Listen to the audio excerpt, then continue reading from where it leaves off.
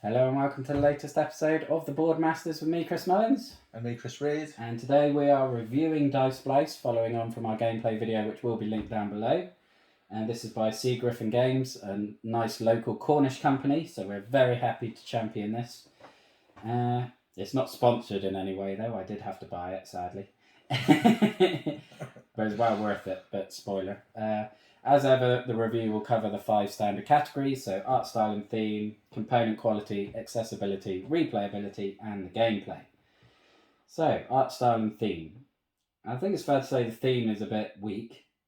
Yes. I mean, obviously Penryn and Cornwall is famous for its pirates, so it's pirate themed, but you're stacking your treasure hoard of dice and using planks to flimsily create scaffolding to support your treasure, which I'm not sure pirates of old actually did.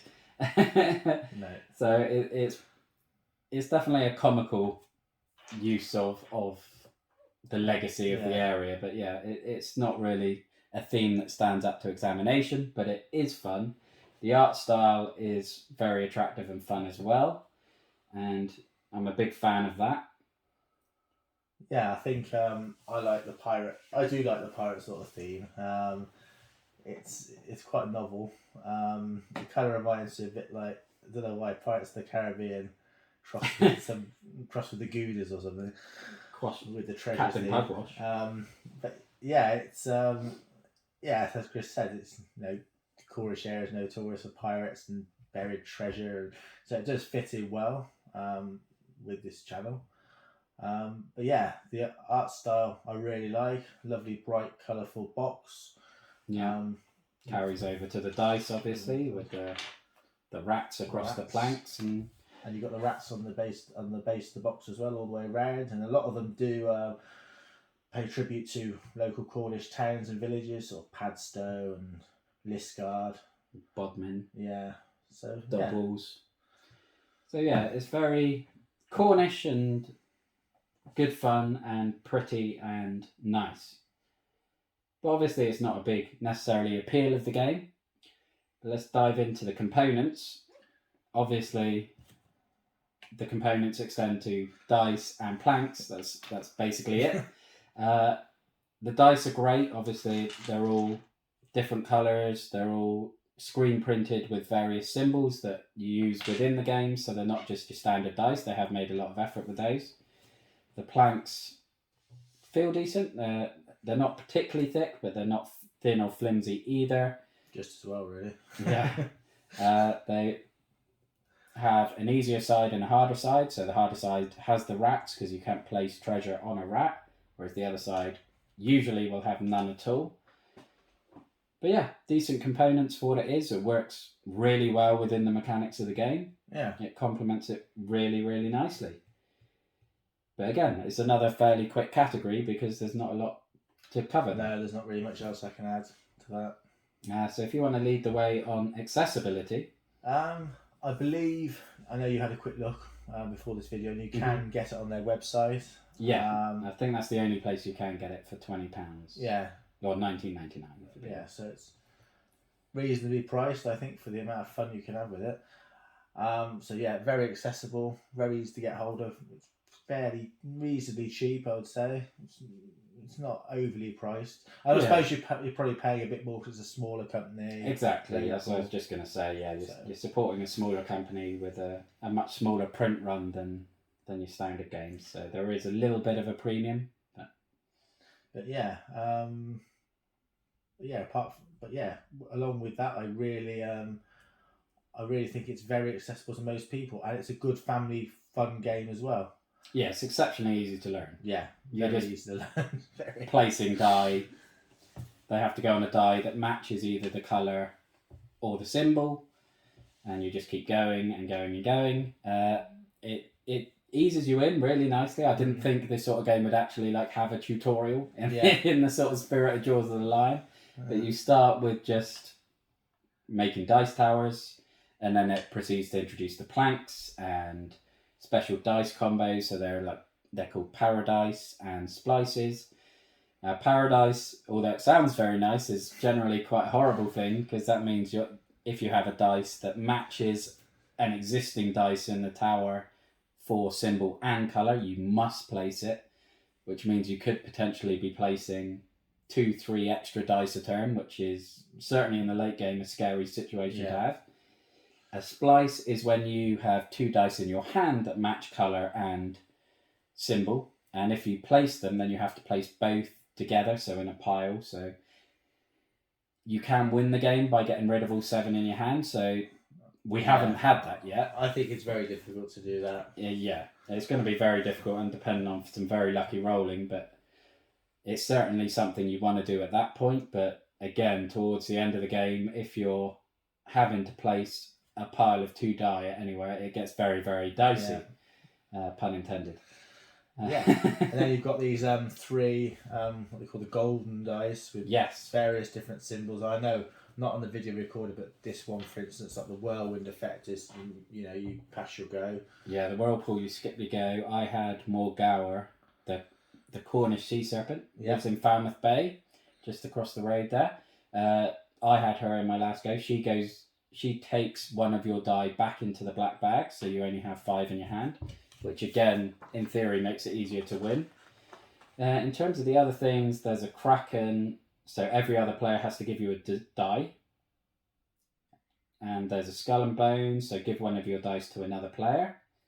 And the Anchor, place an extra plank on the table to increase the base, which obviously helps massively because you only are able to place 1 piece per player at the start of the game. So with us, we're only starting with 2 bits, so they can fill up very quickly, particularly if you're like trying to be tactical and only going with small pieces or big pieces that are just touching, and potentially much more stability.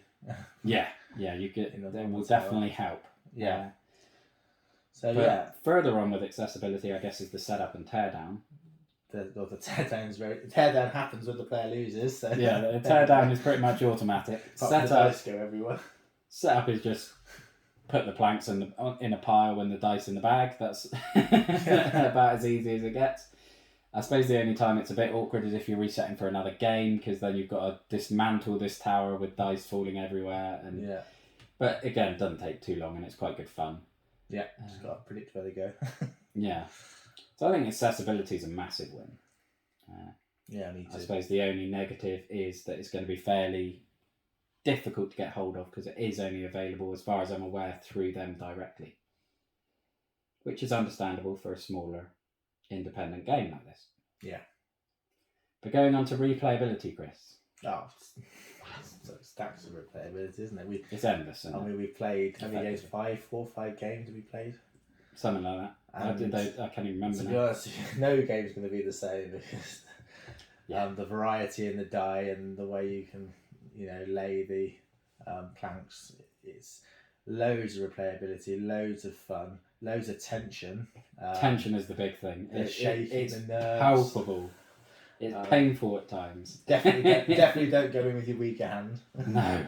If you have to move, just move and play some. Get off your seat and look at. I would actually say to get off your seat and look at the bird's eye view, because quite often you miss sort of hidden squares you could place die. Yeah, and I mean that's important anyway, because there's one rule when you place a plank, if it's covering any part of a die or an unused square below it, you can't use that square. So you might have one on the second row with a completely free square that's easy to place on, but because you've got one on the 5th row with a little corner just over the top, you can't use it, which is painful when you run into place something. But I really like the difficulty it adds to it. But and obviously all the planks are very different shapes. They can just be added on top of the die tower, the treasure, to give a whole new perspective of the game. And the rats, obviously, you cannot place a treasure on top of there. And also, if you're as I've been doing the last few games, is sort of like twisting the planks. The planks. You've done a lot of tilted ones, so they're not flat in any way, shape, or form, which is scary. So they're hard to predict when you're putting the die on them, then, because you can raise them or lower. Planks. It's really easy to tailor the difficulty, so you can do it like the start, where at the beginning it's beginners and kids. You just play without the planks, you just stack the dice. You can do that. You can have a house rule if you're playing with, again, young people, where you're not allowed to place the rat side up, or you can play hard mode where you have to play the right side up. There's lots of different ways you can sort of affect the game to scale it however you want it to. And I guess with that, we should dive into the gameplay. Yeah. Well, it's brilliant. Yeah, love it. It is brilliant. I mean, Jenga is probably the closest equivalent that everyone has played, and it's probably a game a lot of people look down on, but again, my only experience of it in the last 15, 20 years has been as a drinking game, really, Jenga. But you have that tension, you have that fun, you have that moment. And this is that, but because everything's on a smaller scale, it's so much more enhanced.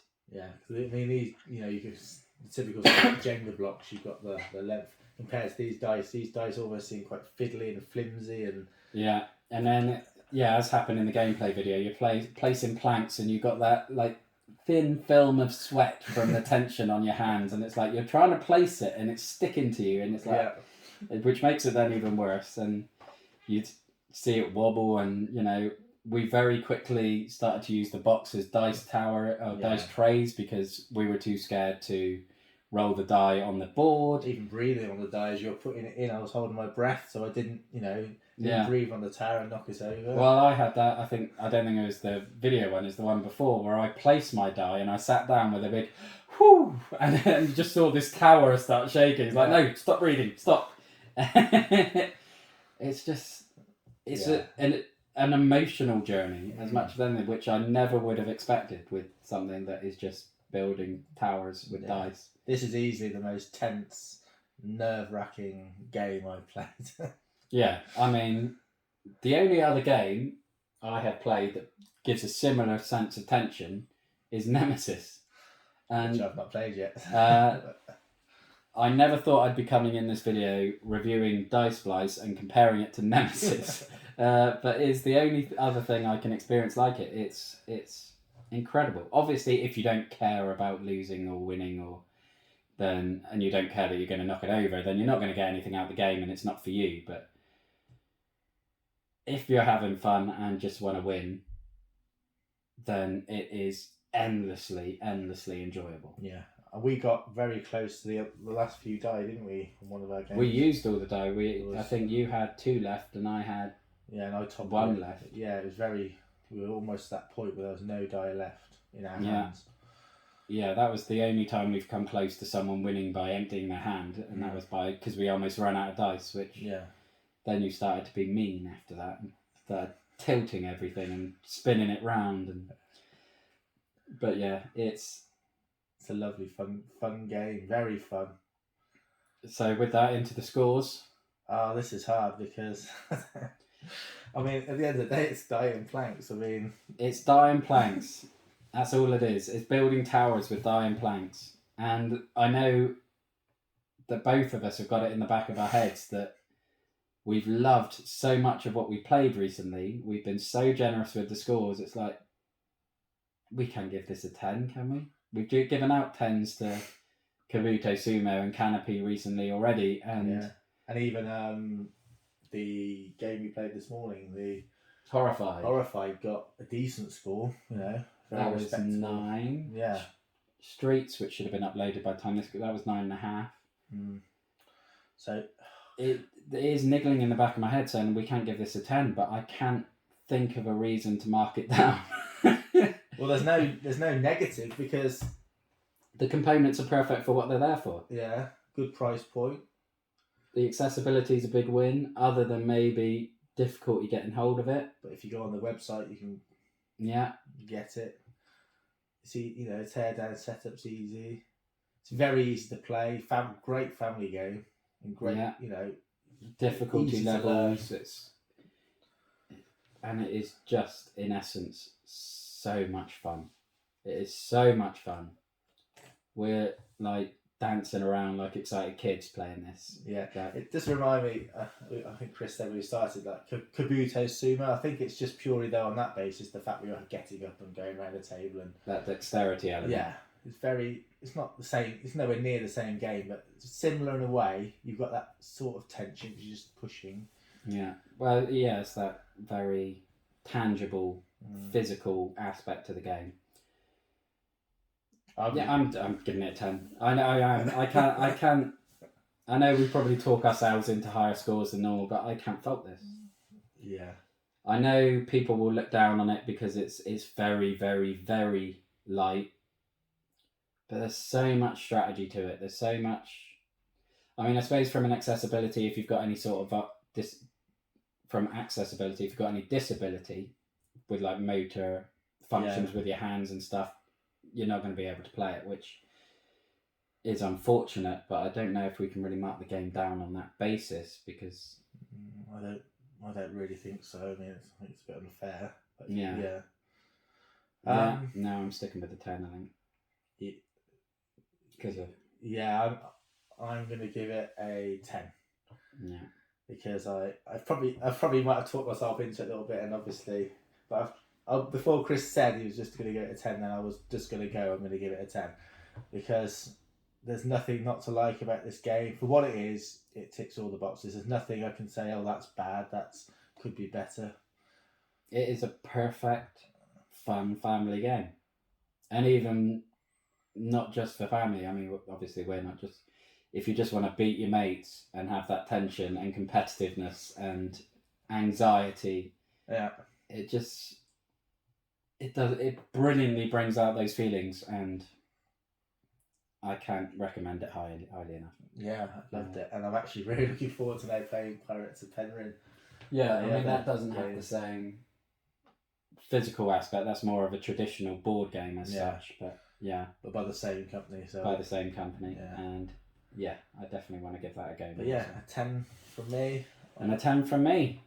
So that is Dice Splice. A game that's completely shocked me in all the right ways. I think we both need to lie down. Definitely. Certainly before Great Wall later. As one extreme to the other. But that's our review of Dice Splice. So thank you very much for watching. Look after yourself, stay safe, and have a good one. Bye-bye now. Bye-bye, thank you.